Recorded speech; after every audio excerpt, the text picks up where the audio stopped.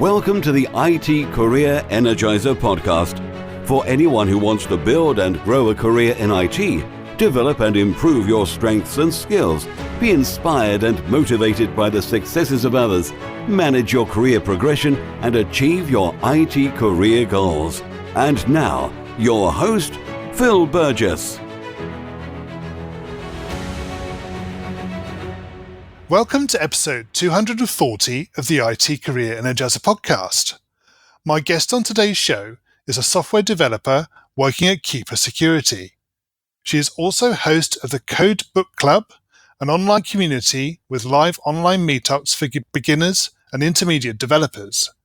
She blogs about JavaScript and teaching yourself how to code without attending a bootcamp. So welcome to the IT Career Energizer podcast, Madison Kanna. Thank you. Glad to be here. And thanks for having me on the podcast. So Madison, could you tell us a little bit about the CodeBookClub and what's involved with that? Yeah, I would love to. The CodeBookClub is a free online community that I created. I really started it because about 3 years ago, I started teaching myself how to code. And since then, I've been working as a developer. And I realized that I had a lot of weekends when I was learning, and I felt like I was learning kind of alone. And I felt like the thing that was missing was reading a book or taking a tutorial and then having some sort of live meetup where you can talk with your peers about the book or about the tutorial and learn together. And so I wrote a blog post and said, I'm going to start hosting this online book club on Zoom. And it was pretty incredible. We created a Discord channel and 1,000 people joined in the first day. And that was a few weeks ago. Our first meeting had 72 people all live on Zoom from over 10 different countries. And so it's just been a great way of learning more with a closer community. Yeah, absolutely. And I think you said to me before we started this, you've actually started working for a new company as a new job. Could you maybe tell us a little bit about what you're up to now? Yeah, definitely. So I think it was back in November of last year. I keep forgetting we're in 2020 now. I keep saying 2019. And it's a company called Keeper Security. And at first glance, we are a password manager, but that's just one aspect of our platform. We also have additional services to really help you protect many aspects of your digital life, from encrypted messaging to encrypting files to dark web monitoring. And I work on one of the front-end teams, and I write JavaScript and React. It's been exciting so far? Something new, something different? Definitely, yes. Learning more about cryptography and security, that's been a goal of mine for a while. And so transitioning into this company and then learning more about that field has been really fascinating. Great. Okay, good. So Madison, can you share with us a career tip, one that the audience may not be aware of and perhaps should be?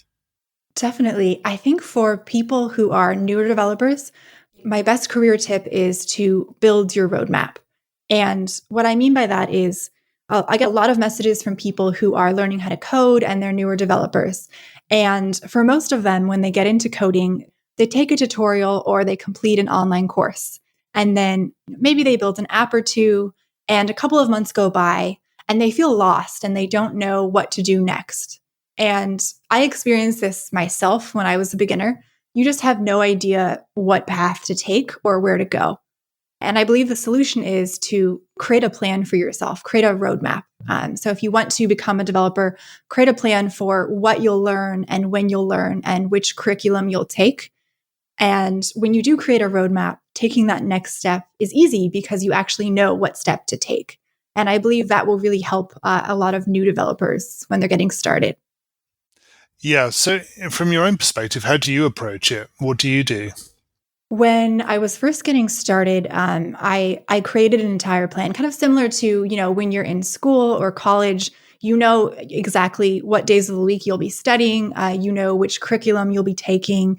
And so just answering a lot of those questions and laying out a plan is really helpful because I think you can feel really lost without having that plan. So my approach has been to answer a lot of different questions that will help you really build a roadmap and build a plan. figuring out, just like when you're in school or in college, what days of the week you're going to be studying and which courses you'll be taking, and different questions like that that help you create a plan going forward. And I think the strength of the learning to code movement, and because you can be self-taught in this field, it means that you can create a really customized curriculum, whereas when you're in a college degree, you're taking the same classes as everyone else, you're maybe building the same project. And that's the strength of teaching yourself, is that you can create your own customized plan that works best for you. And doing that will really help you, I think. It will, yes. So, Madison, can you tell us about your worst career moment so far and what you learned from that experience? Definitely. And I love that you asked this question. I haven't heard this question asked too much before. And I really like that it's asked, because I think so often we just talk about our career highlights. And when you see everyone on a podcast and you see everyone on Twitter only talking about their best moments, I think you start to actually think that you might be the only one who has bad moments or really bad worst moments. So I love this question. But for me, back when I was a junior developer, I worked on a team where important things like mentorship and collaboration, they were not valued. And my response was, well, instead of complaining or saying that this isn't fair, I said, I will rise to the challenge and I'll just work really hard. And I always try to do that. I try to look at an obstacle and say, okay, well, this might look like it's going to slow me down, but how can I actually use this obstacle to propel me forward? So I decided to work twice as hard. I worked weekends and I studied at night, and I taught myself everything. And that was actually my worst moment, because I really questioned if I was meant to be a developer, because I just didn't enjoy work. Probably because I was working all of the time. Yeah. So was it sort of introducing that sort of element of self-doubt? Yes, definitely, because I wasn't feeling super happy. I think because I was pretty burnt out and feeling like I didn't have a ton of collaboration in that role, not a ton of mentorship. And so I really thought, well, maybe this isn't for me, because if you're just working on your own all the time and not really learning from others, then this isn't the career that I really thought it was. And from that experience, I learned so much. I learned that sometimes you really do have to be your own mentor, but also sometimes you just need to quit and move on and know when something is not right for you. And that's what I did. And I'm just so lucky today, because at my current company, Keeper Security, everyone here values collaboration and mentorship. And there's just this culture of sharing knowledge that is incredible. But definitely from that experience before, I just learned a lot. Okay. And on the flip side of that, what is your career highlight so far? Could you tell us a little bit about that? Yeah, right now the highlight has been just the amount of growth as an engineer I've experienced at my current company. When you do work in a really collaborative environment, you see your skills really grow so much more than they could just on your own. And I guess I'll cheat and add one more highlight, but I released a free JavaScript course about 2 years ago. And that was incredible, because I had over 15,000 people enrolled and I got hundreds of comments and questions. And that helped me learn so much more about JavaScript. And it helped me figure out what I didn't understand and what I did understand. And so that was incredible. And I'm actually updating that free course right now, and I'm going to re-release it. Excellent. So maybe we can have the details of where people can find that, and we'll add them into the show notes. Yeah, definitely. It will be on my site just for free somewhere soon. Okay. Madison, can you tell us what excites you about the future of careers in IT? I'm really excited about the future of JavaScript and the entire ecosystem surrounding it, and about React and the future of React as well. I've had a lot of people talk to me about how sometimes the future of JavaScript and keeping up with the new developments can seem a little bit overwhelming. And I think one thing that helps me is I love egghead.io and their courses.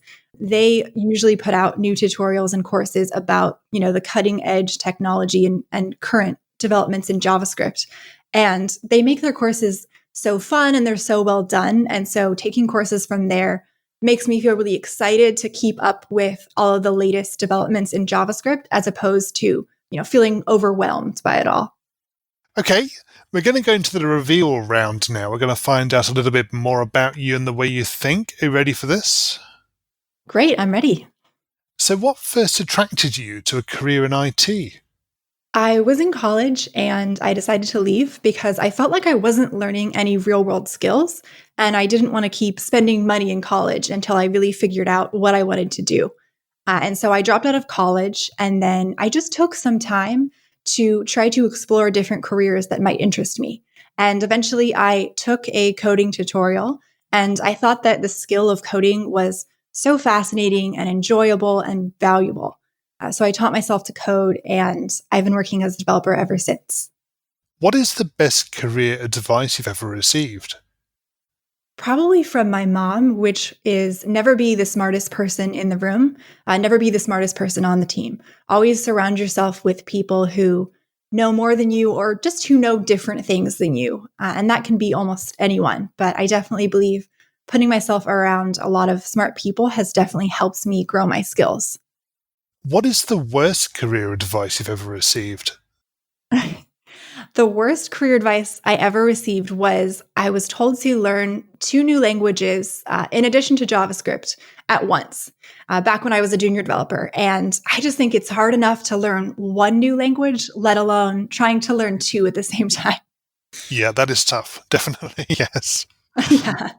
If you were to begin your IT career again in today's world, what would you do? Going back to what I said, I'd make sure that I had a rock solid roadmap and a plan in place so I could really make sure that I got from beginner to developer and felt like I was very on track and not lost. And what career objectives are you currently focusing on? Yeah, I'm focusing on learning more about JavaScript, React, and cryptography, and really growing my skills in all of those places. What's the number one non-technical skill that has helped you in your career so far? I'd say the skill of knowing how to learn. And that's something that I'm still working on. But I was homeschooled growing up. And my parents always believed that, knowing how to teach yourself things and being a self-directed learner is something that will really serve you well in your career. And I found that to be very true. What do you do to keep your own career energized? Right now, running the CodeBookClub has excited me because now I get to spend every Sunday learning more about JavaScript with other developers. And probably, I think this is an important question, but what do you do in your spare time away from technology? I love reading and working out and just spending time with my sisters and my parents. So, Madison, can you share a parting piece of career advice with the IT Career Energizer audience? Yes, definitely. A great piece of career advice I was given is figure out what you're curious about and learn about that. And I first heard this from TK Coleman, and he's the co-founder of a great company and he's a writer. And I definitely recommend Googling him and finding out about him if you don't know about him yet. But he said, be irresponsibly curious.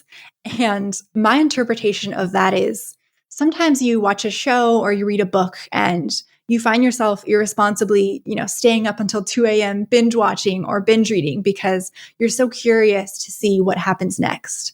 And sometimes with coding, we tend to pick the things that we should know and we try to learn about those, but that's not necessarily what we're really curious about. And so I think focusing on that thing that you're irresponsibly curious about will make you learn so much more.